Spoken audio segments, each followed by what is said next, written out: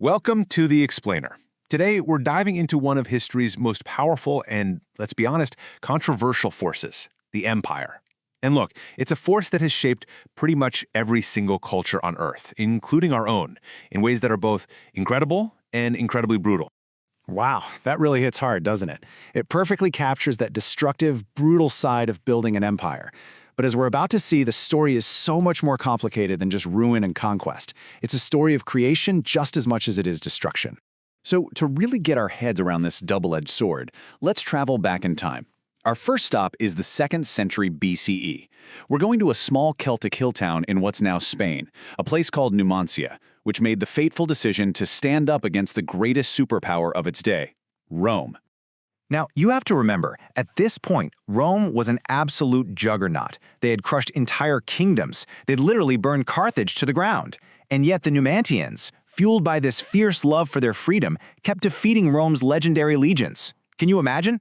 They were humiliating the masters of the world. So Rome had finally had enough. They sent in the big guns, the very same general who had conquered Carthage to deal with this one tiny town. But instead of some glorious battle, Scipio just built a wall and waited. The end was brutal and tragic. Rather than submit to being Roman slaves, the people of Numancia destroyed everything, including themselves. It was their final, terrible act of defiance. But Numantia's story didn't just end there in the ashes. It became this powerful symbol of Spanish courage, celebrated in plays and poems for centuries, a true monument to defiance. But this is where the story takes a really ironic twist. We need to look closer at who is telling this story and, how they're telling it. So think about it. When modern Spaniards celebrate this ultimate act of resistance against Roman rule, what cultural tools are they actually using to do it? The answer reveals a really profound historical irony. And here it is. This is the paradox at the very heart of their legacy. The language used to praise Numantia's defiance? It's Spanish, which comes directly from Roman Latin. The plays celebrating them, they follow Greco-Roman tradition. Their laws, their religion, their whole way of organizing society, it all has deep, deep roots in the very empire they fought to the death to resist. This whole paradox, it just begs a more fundamental question, right? What even is an empire? Because it's obviously not always what we think. It's not necessarily about having an emperor or even about conquest. Okay, so it really boils down to two crucial features. First, an empire rules over a significant number of different peoples, each with their own culture. And second, it has flexible borders that can just keep expanding to absorb more and more territory without changing its basic structure. Everything else, the emperor, the conquest, that's all optional. Right, so if you think about empires this way, they start to look like a giant road roller. As they expand, they just flatten dozens of unique cultures, paving over them to create a new, larger, more standardized society. And as we're about to see, this process is both totally destructive and incredibly creative. And let's not sugarcoat this.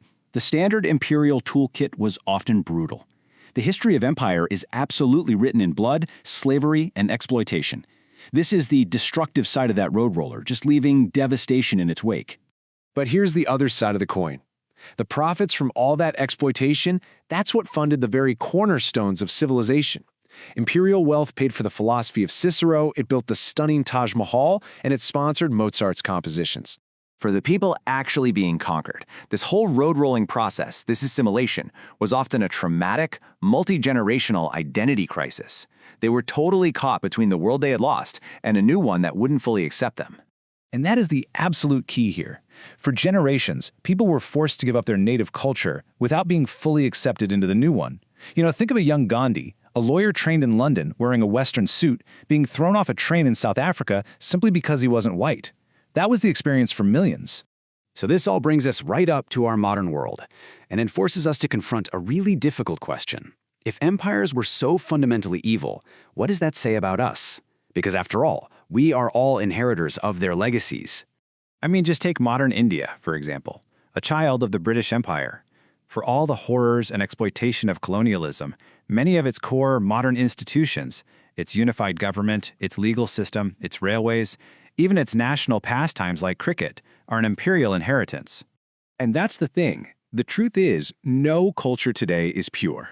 If you try to surgically remove one imperial layer, like the British legacy in India, you'd only reveal the one right beneath it. In this case, the legacy of the Mughal Empire. We are all, in one way or another, children of empire. This long, complicated history of rising and falling empires brings us right to today. And it raises a fascinating question. Is the age of empire over? Or is a new, and maybe even final, kind of empire emerging? One that doesn't belong to any single nation? Think about the biggest challenges we all face today. Climate change, global markets, the flow of information on the internet. These things don't respect national borders. And as these problems get bigger, the power of individual nations just starts to fade. And because these huge forces demand global solutions, they are slowly chipping away at the whole idea of absolute national sovereignty.